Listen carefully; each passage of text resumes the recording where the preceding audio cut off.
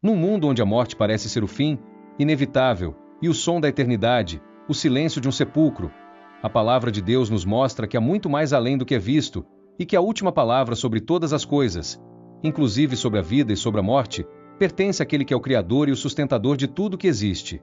Durante o ministério terreno de Jesus Cristo, este mundo foi testemunha de como a ordem natural da vida está sempre debaixo da autoridade do dono da vida.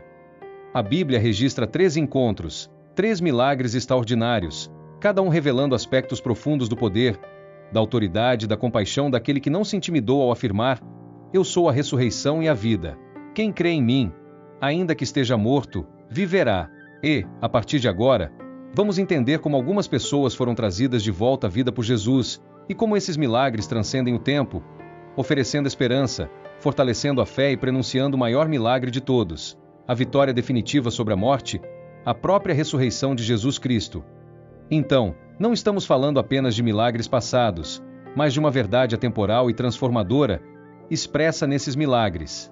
O texto bíblico do Novo Testamento registra que Jesus realizou muitos milagres de diferentes tipos, que demonstraram o seu domínio sobre a natureza, sobre as leis da física, sobre as enfermidades, os demônios e, finalmente, sobre a morte.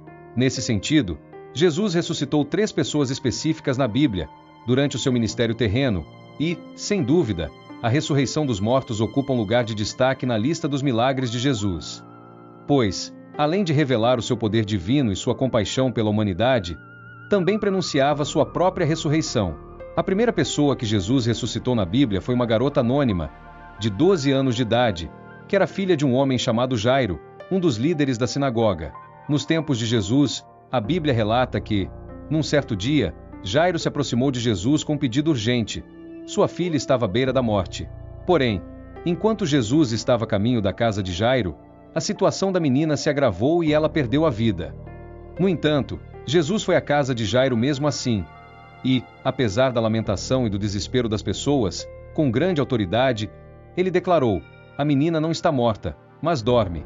Em seguida, Jesus entrou no quarto onde a menina estava, tomou-a pela mão e disse: Talita cum, que significa: menina, levante-se. O texto bíblico diz que, imediatamente, a menina se levantou e começou a andar. A fé de Jairo, então, foi recompensada, e muitos que testemunharam aquele evento ficaram maravilhados. Mas algumas pessoas, equivocadamente, se apegam à afirmação de Jesus de que a menina estava dormindo para questionarem o milagre da ressurreição da filha de Jairo. Porém, ao fazer essa afirmação, Jesus não estava negando o fato de que a menina estivesse morta, mas estava mostrando a todos que, para ele, ressuscitar um morto era tão simples quanto acordar alguém de um sono. Em outra ocasião, enquanto Jesus e seus discípulos se aproximavam da cidade de Naim, eles encontraram um cortejo fúnebre do único filho de uma viúva daquela cidade. Além da dor da perda de um filho, aquela mulher ainda teria de lidar com uma situação especialmente complicada, pois, na sociedade da época, os filhos eram vistos como provedores e protetores de suas mães viúvas. Porém, movido de compaixão, Jesus se aproximou, tocou o caixão e ordenou que aquele jovem se levantasse. Então, o texto bíblico diz que o jovem se levantou e começou a falar. A ressurreição do filho da viúva de Naim não apenas trouxe alegria e alívio àquela mãe aflita, mas também causou grande admiração entre a multidão.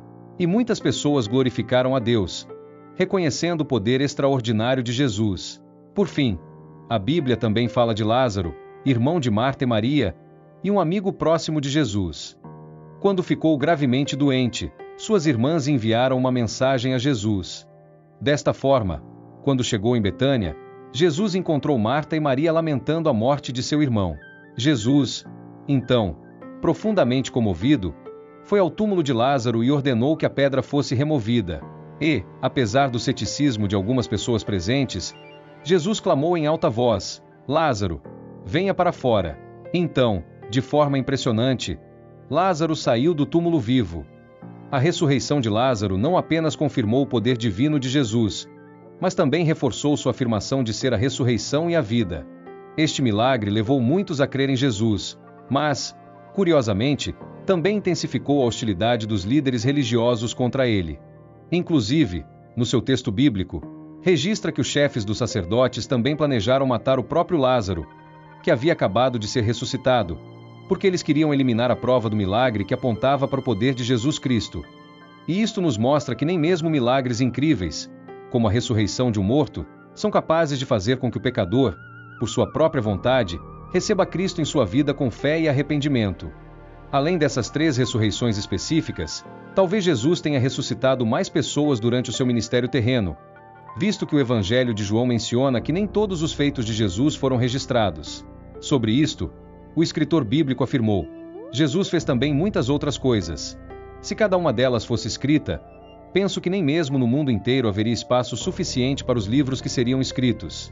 Além disso, é importante mencionar que, durante a crucificação de Jesus, muitos corpos de santos que haviam morrido foram ressuscitados e posteriormente apareceram a muitos em Jerusalém.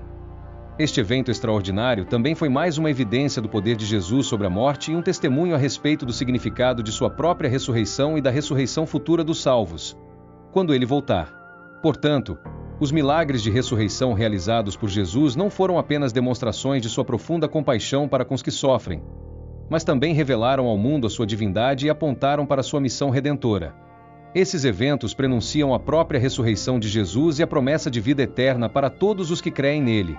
De certa forma, essas ressurreições testificam a respeito da mensagem do Evangelho, que afirma que Jesus é o Cristo, o Filho de Deus, e que, através dele, podemos ter esperança da vida eterna. Então, ao irmos sobre esses milagres extraordinários, somos convidados a reconhecer a autoridade de Jesus sobre a vida e a morte e nos maravilhar com a promessa da ressurreição que ele oferece a todos que nele creem.